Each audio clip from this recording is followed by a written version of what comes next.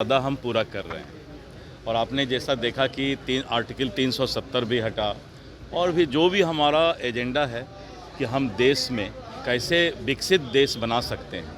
One nation one election bill आने से सबसे बड़ा फ़ायदा देशवासी को होगा कि लाखों करोड़ रुपए का खर्च बचेगा पूरे देश में।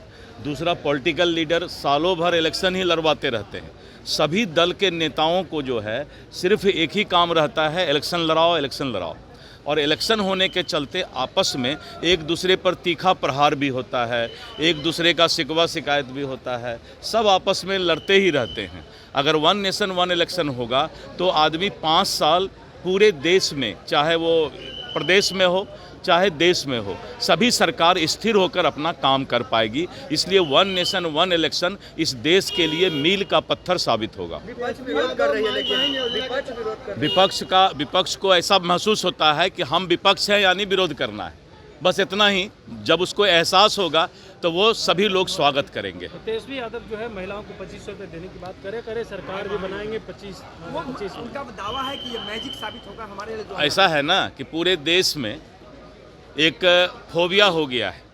आपने देखा कि अलग अलग स्टेट में इसी तरह का फोबिया होता है कि महिलाओं के लिए, इसके लिए कुछ से कुछ बोल करके वोट ले लो।